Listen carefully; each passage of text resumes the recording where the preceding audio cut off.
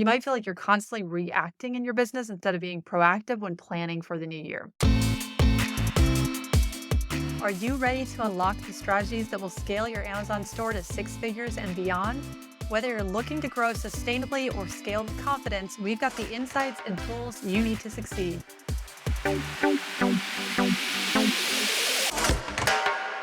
Welcome to the Six Figure Amazon Store podcast. I'm Becky, your host, and I'm thrilled to have you join me today, especially during this busy time of Q4. So, if you are an Amazon seller and you're looking to wrap up 2024 and set your business up for success next year in 2025, this episode is for you.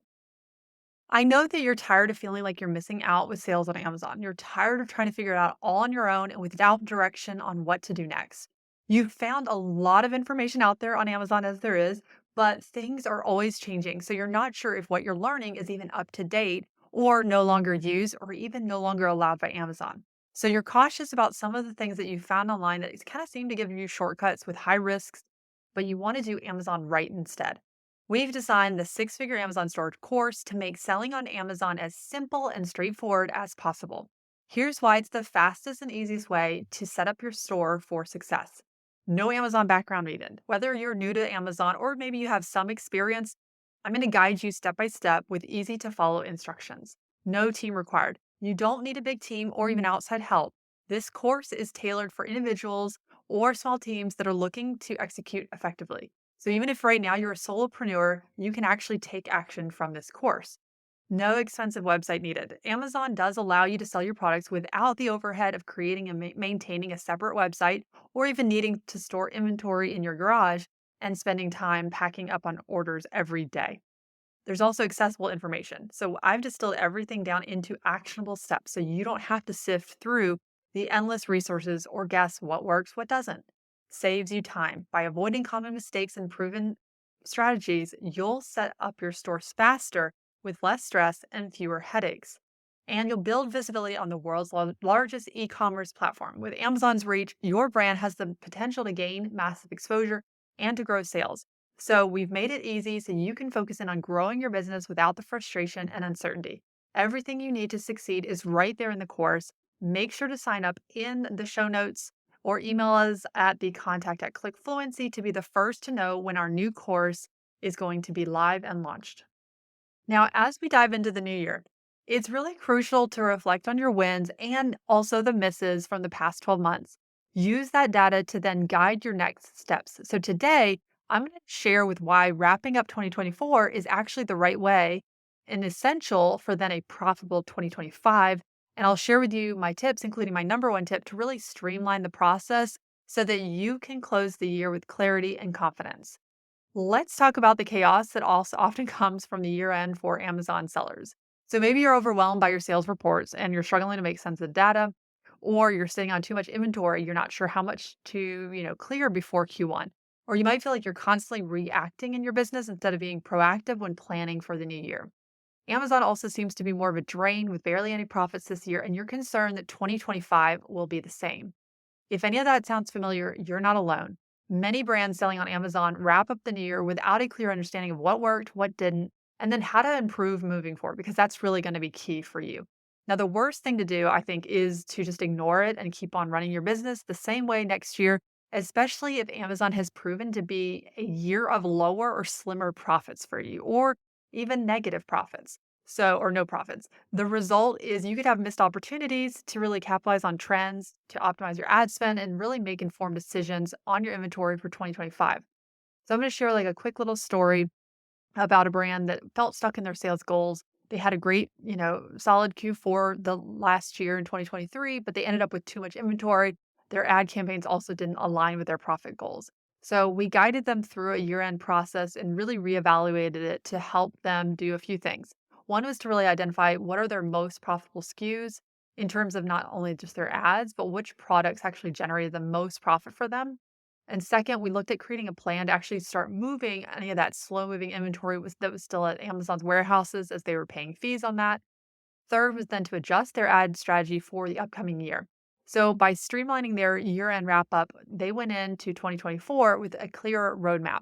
And that's resulted in they've been able to double sales from a year ago in certain months, while still spending more on their products that had better margins and reducing monthly storage fees.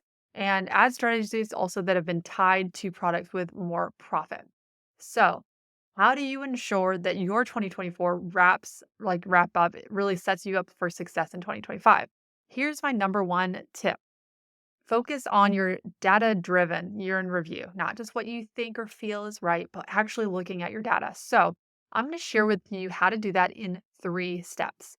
First, I want you to review your key metrics. Start with your top performing products. Which ones of your products drove the most revenue?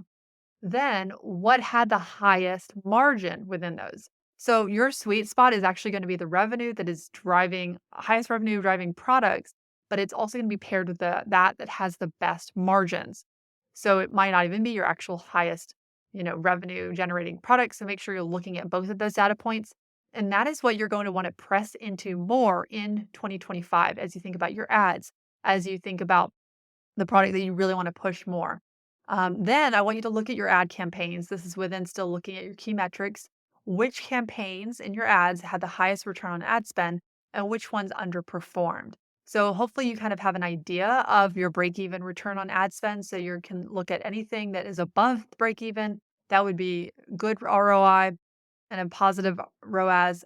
Anything below that would be, something that you don't really want to keep duplicating unless there's a purpose. So it's usually not ideal, for instance, to run ads on your entire product, especially as your product catalog grows, which kind of sounds crazy to people. Now, there are exceptions to that rule because when you are, for instance, trying to sell through more inventory that is sitting there that's costing you, that could be a time where you are then running ads on that. Or if you're launching a new product in your product line, then that is something that you're really not as concerned at that point at the ROAS. You're actually just trying to get the visibility. You're trying to establish its place on the Amazon Marketplace. So next, I want you to, number two, clear your inventory smartly. So do this in a wise way. So use post-holiday sales to then move those slower moving SKUs or ASINs. So remember, January, it's a great month for Amazon for those who have received gift cards in December. So you want to leverage this with enticing offers through think of promotions to really get customers to then notice your products, especially those that you have way too much inventory of. Maybe you actually overstocked for Q4 a little bit too much. Q1 is a great time to start moving those, and you compare those with promotions. Next, you can create bundles or even, like I said, promotions again to attract customers. So, virtual bundles is what I'm going to talk a lot about right now. Those could be a great option if you, for instance, pair maybe one of your hot sellers with those products that you have a lot of inventory of and you're needing to get just those sold through. The same could be true for virtual bundles, kind of going back to the lower margin products that we were talking about earlier, pairing those with better margin products because your fees for virtual bundle orders are going to be less than when they buy the product by itself. And the nice thing is that you do get to pass along the savings to the customers as well because they're buying more than one product from you. So it's a win win for both sides. Third is to set actionable goals for 2025. So I want you to use the data from 2024 that you're looking at.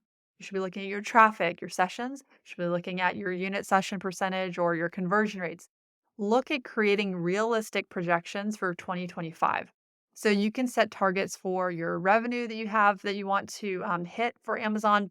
You can base it off of annual. I would also recommend breaking this into quarterly goals as well for Amazon. Then look at inventory turnover. So, how fast are you selling through inventory? Also, look at your ad spend efficiency. Remember, I was mentioning that earlier when you're looking at your ad campaigns to see which campaigns had the best spend and like return on ad spend, which ones did not. This can also be used to really map out, once again, look at your first quarter. So, you're kind of looking at the whole year of 2025, but then really think about focusing in on that first quarter ad budget based on your sales from this year in 2024 and then account for any kind of growth that you want to have happen on Amazon for 2025 for your brand.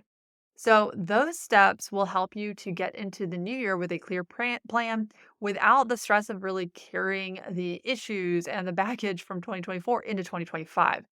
So, the biggest issues that I have heard, especially this year, because in Q1 and Q2, Amazon fees increased. So, a big concern has been lower profit margins. And if you haven't been paying attention to yours on Amazon, that is something that you should definitely be looking into because you want to map out for 2025 how you can improve your profit margins. And I already shared with you a few ideas. There's definitely more that you can do. And this may be slightly just increasing your pricing, for instance, of what you sell your products on Amazon for. Just be careful with that one because you don't want to increase it too high because that obviously could then hurt conversions. And then it's a point of you still want that sales velocity and you don't want the conversions to be impacted too much. So if you do that, make sure that you're monitoring overall your conversions and sales for the products, any products that you're updating pricing on. But that could be something that you look into. This could also be creating more virtual bundles that I talked about earlier and pushing those more in your ads in 2025 so that you can have better margins, really looking at increasing that average order value that I talked about before on the podcast, getting more people to buy more from your brand. And then what you really don't want to do is nothing. So make sure that you subscribe to this podcast because in an upcoming episode, I'm going to walk you through how to create an Amazon marketing plan for 2025. And I know this process can feel overwhelming. You don't have to tackle it alone. Make sure to go to the show notes. There's a lot of links down there, but one of them will be the free Facebook group that you can join. And also, we have an insider newsletter so that you can get email updates. And if you found this episode helpful, please make sure to share it with a fellow brand or an Amazon seller that you might think needs a little bit more guidance into the new year. Thanks for joining me today on the Six Figure Amazon Store podcast.